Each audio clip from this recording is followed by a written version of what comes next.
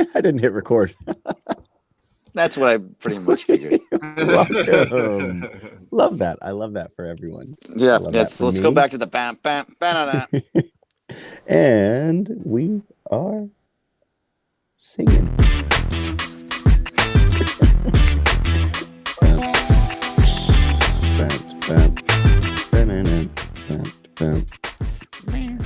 Bam, bam. Hi. Welcome, everyone. I feel weird doing it again. Yes. Welcome to the Blue Review. This is a special Wednesday edition. I am not feeling too good after that. This is take two. For anyone in the chat who's coming in right now, I definitely did a great intro and I didn't click record. So thank you, Dodgers, for really just ruffling up my feathers. I don't know what's going on. It was sort of like our reenactment of the 8th inning last night. We just fumbled the bag. Yes.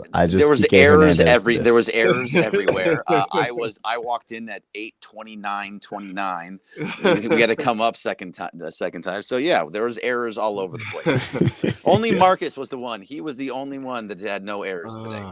Yeah, Marcus was on top of things. But shout out to everyone hopping in here at 8:30. As always, we're going to be here 8:30 to 8:55 talking Dodgers. So we're going to get right into it since the first 2 minutes we were making errors and I forgot to click record. But before we do, shout out to LAX because Los Angeles International Airport are the reason we are here at the Blue Review. Changes are arriving daily over there, reducing traffic, saving guest time. And if you want to learn more, you can check it out at flylax.com/transforminglAX. All right, let's start with the positives, guys, because I know we're all flustered after that 8th inning, but Yamamoto looked amazing. Marcus, Greg, how are you guys feeling after seeing that? Great first 4 innings, and of course you saw the 8 strikeouts. Command looked great. Marcus, what get your thoughts on Yamamoto's performance? Yeah, no, it was everything that they wanted it to be. They gave him a limit of 60 pitches. He went 4 innings and 59 pitches, so just in under the wire. I mean, we were watching it last night live in the studio. The first 4 hitters he faced, he struck out, and not just struck him out, Greg, but had them completely off balance, unaware, looking kind of silly. Striking out first. 8 of the first 12 hitters, 8 of the first 9 outs he recorded were all by strikeout.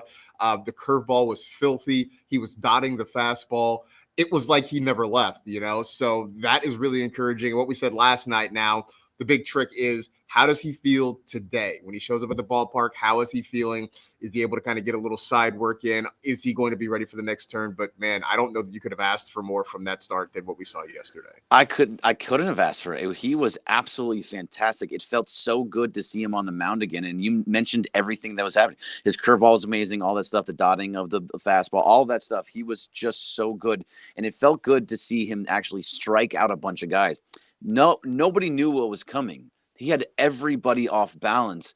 And even the one run that he gave up really wasn't his fault. It was just a hard chopper that hit Freddie Freeman in the chest. And Freddie was trying to actually knock it down so it would just drop in front of him. Instead, it shot off to the side and a run scored. I don't really put that on him. He got a ground ball to probably get out of that inning. So he was just it makes me feel good that now you have 2 starters, depending on how he feels today, like you mentioned. As long as he feels good, goes into the next outing and still feels good, you now have 2 starters for sure that are top tier starters in Jack Flaherty and Yoshinobu Yamamoto. And so the 8 strikeouts was just something that I did not expect in the slightest. Every single batter that came up just had no idea. They were completely off balance. By the way, that 4th inning was 8 pitches. We got off the air at around 8 o'clock last night before the 4th inning, and he had 51 pitches. And we're like, oh, that's probably about it because he's going 50 to 60. Then they said, no, get back out there. And he threw 8 pitches and got out of the inning.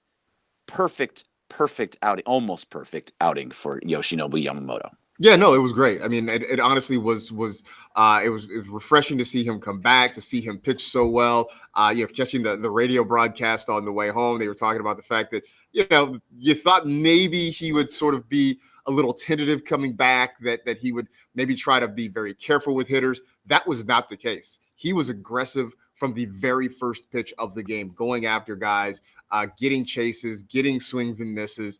The fact that he had the 8 strikeouts in 4 innings.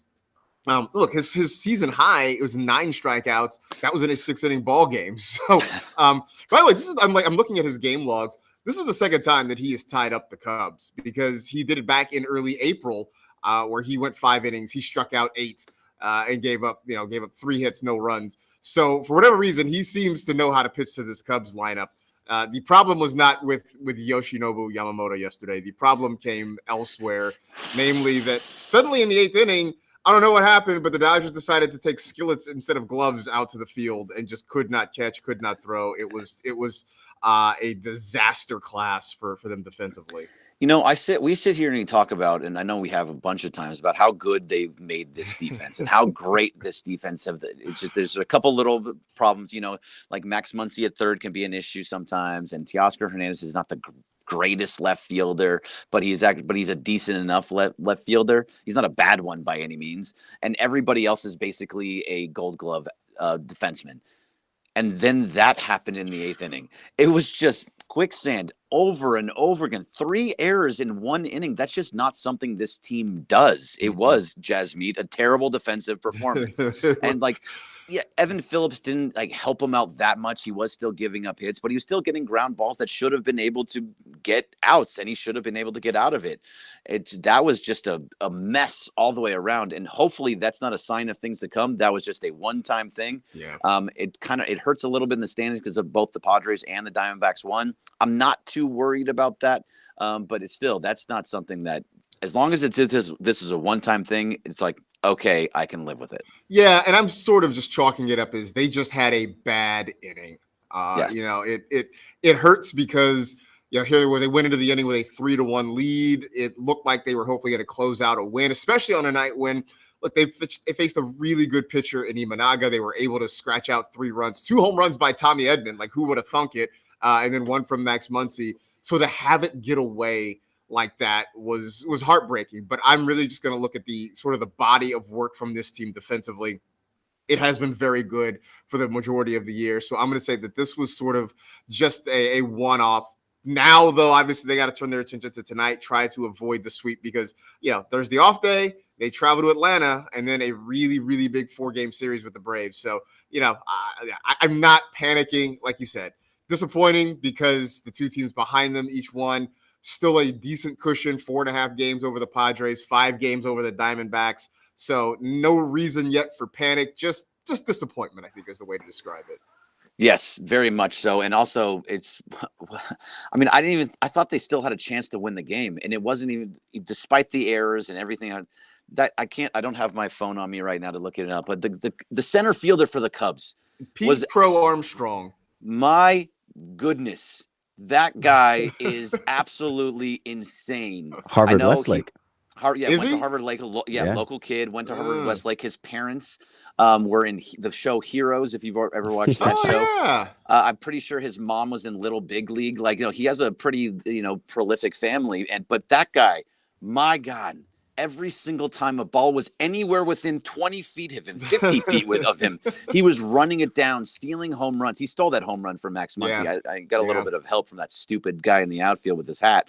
But either way, multiple times, Shohei Ohtani had some big hits. Kike had a big hit that was in the gap into right center field. And this dude ran it down in ridiculous ways. Sometimes he's just grabbing it off the ground. He's stealing home runs.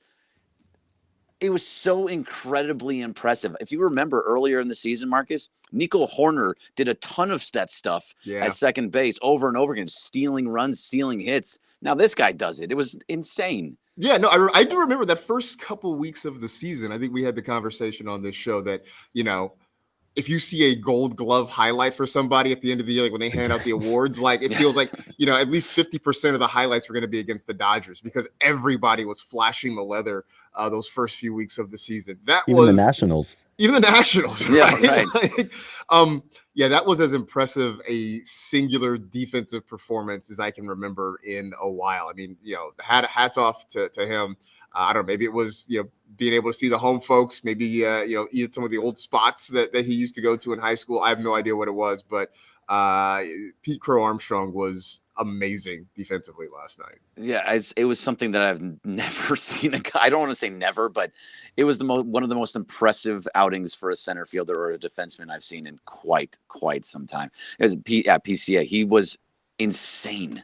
That was the only thing. I went to bed after the 9th inning and I said, I'm not even mad. Like he stole the game. Who the F is this guy? Because I don't know who you are. Apparently he was supposed to be he was a rookie of the year candidate at the beginning of the season. Well, I understand. I understand why. You play defense like that. If you can hit a little bit, you got a shot.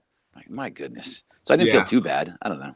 Yeah, like I said, I just think disappointment was sort of the word of the night, because you had that, right? You had those balls that are in the gap that, look, most nights, at least one of those falls, right? One of them falls through. Yeah. One of those gets over the fence, and if that happens, that changes the outlook of the game, right? Maybe the Dodgers have a 4 or 5 run lead going into that 8th inning. Muncy, if that ball gets out, then it's a 1-run game. Granted it's 2 outs, but it's 1-run game, and you still have a situation where one swing of the bat can tie you up and maybe get you to extras. Hey, look, over the course of 162, these things sort of even out, right? Like I'm sure there are plenty of games where the Dodgers probably got away with one. Last night was not one of those. No, it wasn't. But yes, you chalk it up to. That's why I wasn't that upset. Like, it was like, all right, too bad. Yeah. But I still thought there was so much good stuff. And then we talked about it on the air yesterday during the Destination for LA Sports. Yamamoto looked really, really good. Edman getting those 2 home runs, actually, it gives you hope that he's been great so far for the Dodgers. Mm-hmm. But the fact is now he's showing a little bit of power. That's something that goes forward, makes you feel pretty good. I don't know. I'm feeling good about it, Parker. I know we lost the season series and we lost this series, but I don't feel bad. Yeah, and I think you can also, on top of Yamamoto's performance, the bullpen actually made me feel good as well. Not Phillips. Well, you can look at a good inning from Brazier as a positive sign, as well as Trinan came in, and he did what he does. I think he walked a guy, but he still ended up getting out of the inning. I think that's all that we're expecting right now, is just throw in some dudes towards the end of the season who can just put in 1 inning, 2 innings, so that when you get to the playoffs, guys like Kopech. But the Phillips, I guess, is the real discussion here. So where's that confidence level in Phillips, as we head towards this playoff? That back end of the bullpen, are you confident seeing Grusdar return? We haven't talked about him yet today. What'd you see from him, Marcus? Just where you at on that back end of the bullpen there? For the most part, I'm still fine. Obviously, Phillips gives up the runs last night. Although, look, they were all unearned. He had 1 walk, gave up a couple of hits. So, it wasn't a clean inning for him. But really, I think it's more about the defense just sort of letting him down. So I'm generally fine there. It was nice to see Gratterall get back in. I guess here's the thing. It was nice to see Gratterall get through an inning and us not have an injury scare. When it was all over. So that was a positive. Had a little bit of traffic, but got out of it without giving up a run. So that's, just kind of working him back in as a positive. But we talked about this last night, right? The back end of that bullpen, we're pretty fine with whatever order that Dave Roberts decides to use it in. Phillips, Kopech, Trinan, Hudson, Vesia. Those guys are pretty much locked in. It's finding those extra couple of arms. You still want that long relief arm, whether it's a Robleski, whether they move Knack to the bullpen. If whenever Gonsolin can come back, that was something you and I talked about last night, Greg. We didn't anticipate this. Suddenly, Tony Gonsolin possibly back on the radar. That's really good news for this team. Look, if you can bring Tony Gonsolin back, because he is a guy that can go multiple innings. You can stretch him out to a starter, but he can also go be somebody that you wouldn't start him in the postseason, but to have somebody like him that can go multiple innings and you can feel pretty good about it, because when Tony Gonsolin's on, he is pretty solid. He was really, really good before he got injured. So if you can have him be one of your long relievers, Landon Knack be one of your long relievers, you don't have to worry about Justin Robleski, who kind of is like a fire starter a little bit when he comes in. You don't know what you're going to get. He gets out of innings, but he also gives up a lot of hits. To go back to Phillips for just a second, I still feel really good about Evan Phillips. I am not down on him as like some people. I know Travis is going to take that and be like, look, you see, this is what I'm talking about, Evan Phillips. I hate the fact that he gave up a walk. I hate the fact that he gave up 2 hits and all in the same inning. That to me is too much, but I still have a lot of trust in him. Whether he is the 8th inning guy, maybe not, but you can put him in good situations where he's that fireman role, maybe in the 6th inning when you get that 2-3-4 or 3-4-5 coming up and you want Evan Phillips out there in the 6th inning. I would feel pretty good about that. As long as Kopech is in the back of the bullpen, he's at the closer role, especially in the postseason. I'm good with that too. But when it comes to some of these long relievers, yeah, Consom would be great to have because he was great last night. 2 innings, 2 hits, no walks, or no, was it 2 strikeouts, no walks, no earned runs, no runs at all. I think that was a strong outing for him, and bodes well for them. Absolutely does. And this is the thing. Like right now, it's about getting this pitching staff right and ready and healthy for the postseason. It's keeping it's keeping the hitters and the fielders healthy, right? Like, thank goodness that Teoscar is going to be okay. I know the idea is that he's going to be back in the lineup tonight, right? He was available to pinch hit yesterday if they needed him to. He should be good enough to be back in the lineup. So I know you got to play him. But if we could, also bubble wrap them between at bats or something, like I don't know, and make sure everybody stays healthy. It's just getting the arms set up for the postseason. So having Yamamoto go out and pitch and look great was awesome. You can stretch him out hopefully next time around. So he's at 75 pitches. The news on Glass now has been positive. So hopefully he's able to make at least one more start before the end of the regular season. The fact that Kershaw is throwing, that's a positive. I don't know exactly what the timeline is going to be for him. I know it's a very small window for him to get back, but that he's throwing is a positive sign. We'll keep an eye on Gavin Stone and see what his availability might be. I know, again, that's another small window, but for all the doom and gloom that has been around this pitching staff and the injuries, there are rays of light poking through this thing right now. There very much are rays of light. And when you're talking about Glasnow, he is going to throw a sim game on Friday. And if it looks good, he's going to be back in the rotation next week. So then that means that you're going to have your top 3 guys that we've talked about so many times, that being so important, that if you have Glasnow, Yamamoto, and Flaherty all ready to go in the postseason, you're feeling really, really good about every single one of those guys can give you length. Every single one of those guys can go 6 to 8 innings. The fact is that Jack Flaherty went 7 innings the other day and looked really good doing it. And it was gave up no runs. If Yamamoto looks anything close to what he looked like this, but in a longer stretched out period where he actually has no pitch limit at all, that means that bodes very well for the postseason. And if Glasnow, if he's back next week, right? So that would be, you're talking about like the teens, he can probably get 2 starts in before the postseason. If he looks good in those, you got to feel good about Glasnow. I mean, I think that the pitching staff itself looks really, really good. Then it just depends on who that 4th starter, if you need it, would be. And, that they're all fighting for that spot right now. And guys like Bobby Miller and Walker Buehler and even Clayton Kershaw are not doing well in that situation. Landon Knox seems like the guy at this point. Could you imagine getting a 7-inning start from someone in the playoffs?